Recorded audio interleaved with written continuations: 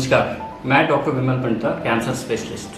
तो जो हमारा नेक्स्ट फीमेल गायनेकोलॉजिकल कैंसर है वो है सर्वाइकल कैंसर। सर्वाइकल कैंसर, जिसको हम सर्विक्स कैंसर भी कहते हैं, ये क्या है? तो जो हमारा बच्चेदानी है, फीमेल में बच्चेदानी होती है, उसका जो मुंह होता है उसको मेडिकल टर्मिनोलॉजी में सर्विक्स कहते हैं। तो अगर कोई कैंसर इस मुंह में ऑरिजिनेट होता है, वहाँ से बनता है और आगे पीछे भी जा सकता है, बट बनता बेसिकली उस यूट्रस के मुंह से बनता है, उसको हम सर्विक्स कैंसर कहते हैं। तो ये भी ऑल्दो वेस्टर्न कंट्रीज़ में उतना कॉमन नहीं है, बट इंडिया में because of the bad hygiene and all those things, तो ये भी एक कॉमन कैंसर है और रेट डिटेक्शन की वजह से ये एक कॉमन कैंसर है इंडियन फीमेल्स में। तो ये कैसे होता है? ये बेसिकली एक infection related, virus related cancer है। Not all cervical but majority of जो सर्विकल कैंसर्स है वो एक वायरस है जिसको हम ह्यूमन पैपिलोमा वायरस कहते हैं, HPV। उसकी बहुत सारी स्ट्रेन्स है जिसके इन्फेक्शन की वजह से जो क्रॉनिकली वहाँ रहता है उससे कैंसर चेंजेस आती है और फिर वो सर्विक्स कैंसर में ट्रांसफॉर्म होता है। ऑल्दो अदर रीजंस भी है सर्विक्स कैंसर होने के, बट मोस्ट कॉमन जो रीज़न है वो वायरस रिलेटेड, HPV रिलेटेड होता है। तो HPV रिलेटेड वायरस कैसे आता है नीचे? तो बेसिकली जब एक महिला सेक्सुअल कंटैक्ट, सेक्सुअली एक्टिव हो जाती है, सेक्सुअल कंटैक्ट के थ्रू ये ट्रांसमिट हो जाता है, ये सर्विक्स में आ जाता है ये वायरस, वहाँ पे इन्फेक्शन हो जाता है।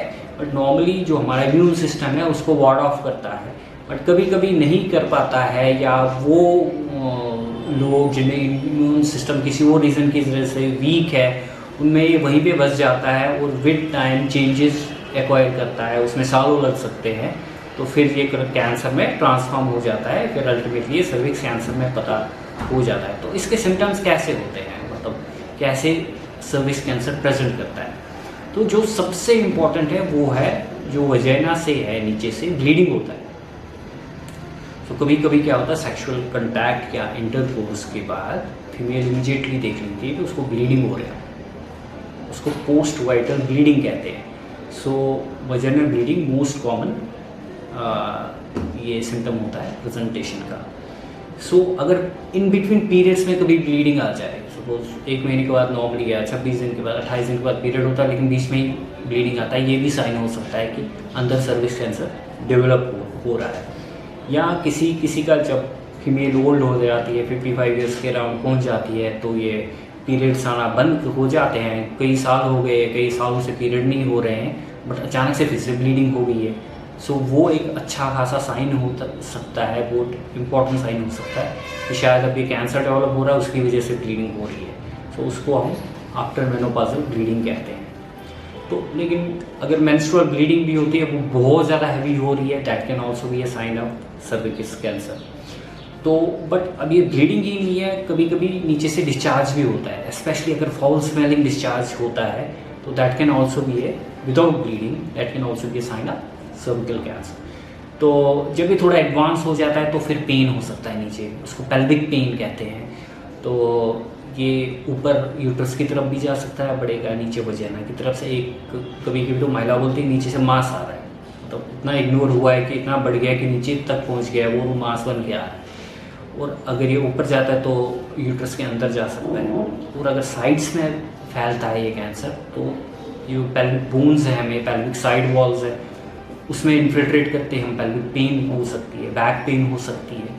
और कभी कभी जो हमारा यूट्रस है, मतलब जो किडनी से यूरिन ट्रांसपोर्ट करके ब्लैडर में करते हैं, अगर उसको ऑब्स्ट्रक्ट करता है तो यूरिन आना बंद हो सकता है और उससे किडनीज में प्रॉब्लम हो सकती है। ये यूजुअली एडवांस स्टेजेस में होता है। So this is how cervix cancer present करता है। तो अब इसमें जो हम यूजुअली करते हैं उसको कोल्पोस्कोपी कहते हैं। तो उससे देख के हम एक बायोप्सी टिश्यू लेते हैं, उससे बायोप्सी में आ जाता है ये कैंसरस है या नहीं है। सेकेंड मोडालिटी है CT स्कैन है, MRI है, उससे पता चलता है कि कैंसरस लीजन है, कितना बड़ा ट्यूमर है, कितना फैला हुआ है, कहाँ कहाँ फैला हुआ है, तो उससे वो पता चलती है। किडनी को ऑब्स्ट्रक्ट तो नहीं करता, ये सारी चीज़ें हमें स्कैन्स में पता चल जाता है। तो एक बार बायोप्सी किया तो ये मेनली 2 टाइप है। जो सबसे कॉमन टाइप है वो स्क्वैमस सेल है, और जो कम कॉमन टाइप है वो एडिनोकार्सिनोमा है। सो दिस इज, तो फिर this is how it is मतलब प्रेजेंट करता है। तो और प्रेजेंटेशन क्या हो सकती है सर्विक्स कैंसर। तो फिर हम इसको ट्रीटमेंट कैसे करते हैं।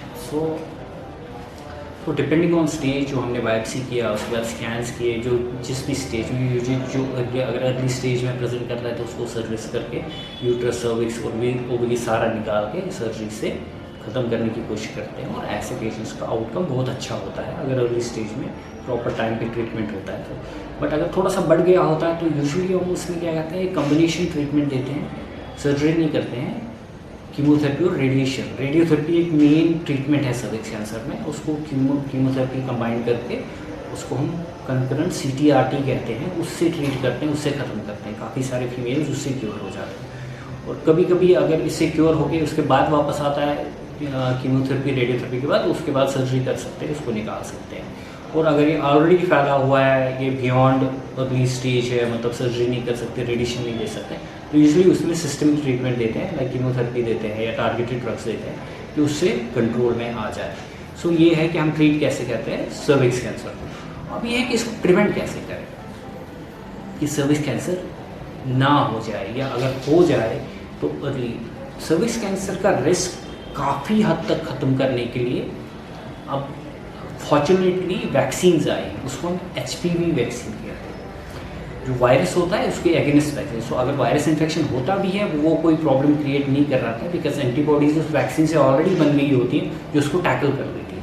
सो HPV वैक्सीन यूजुअली कहते हैं कि बिफोर एक फीमेल सेक्शुअल कंटैक्ट स्टार्ट करे तो उससे पहले ही देना चाहिए, वैक्सीनेट करना चाहिए, बिकॉज सेक्शुअल कंटैक्ट से रिस्क बढ़ जाता है ये इन्फेक्शन होने का। तो यूजुअली 13 ईयर्स एंड अबव से हम यूजुअली दिस वैक्सीन्स देते हैं, बट बियॉन्ड 17, 18, बियॉन्ड 20 ईयर्स में भी दे सकते हैं। बट जितना अर्ली दे देंगे उतना चांस ऑफ प्रिवेंशन बेटर है।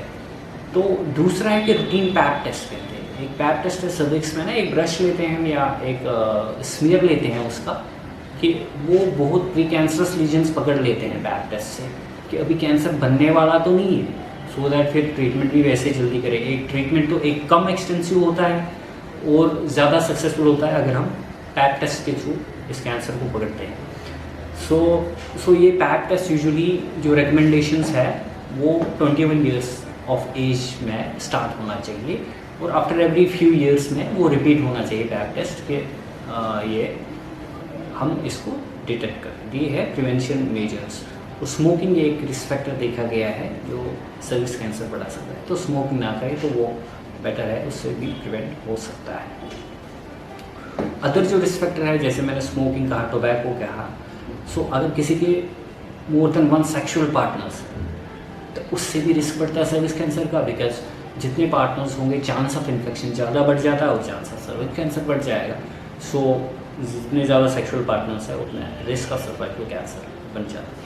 किसी का अगर किसी और चीज़ से इम्यून सिस्टम वीक है तो अगर उसको इन्फेक्शन हो गया है HPV का, उसको कैंसर होने का रिस्क, जैसे हमने देखा है जो HIV या एड्स के पेशेंट्स होते हैं उनका इम्यून सिस्टम बहुत कम होता है, तो उनमें हमने देखा है कि उनका सर्विक्स कैंसर का रिस्क बहुत ज़्यादा होता है और काफ़ी यंग एज में भी सर्विक्स कैंसर बन सकता है। सो एक वीकेंड इम्यून सिस्टम भी रिस्क फैक्टर है सर्विक्स कैंसर डेवलप होने का। और कोई पहले अब तो नहीं लेते हैं, पहले काफ़ी साल पहले एक दवाई आती थी उसको डेस कहते थे, डाइथाइलसिटिल्वेस्ट्रॉल, जो वो लेते थे फीमेल्स, उनमें भी सर्विक्स कैंसर ज़्यादा होता था। आजकल तो जो फॉर्चुनेटली वो नहीं लेते हैं। So basically HPV vaccine and routine pap test, this is the message ये है, एक तो रूटीन पैप टेस्ट होने चाहिए हर फीमेल में at the age of starting at the age of 21, और अगर वो पैप टेस्ट नॉर्मल है तो आफ्टर फ्यू ईयर्स फिर रिपीट करें, बिकॉज इसको यूजुअली सर्विक्स कैंसर को काफ़ी साल लगते हैं डेवलप होने में। तो एक तो पैप टेस्ट और second HPV vaccine starting at the age of 13 years, so that कभी ये बने ही नहीं है, डेवलप ही ना हो जाए cervix cancer. Thank you so much.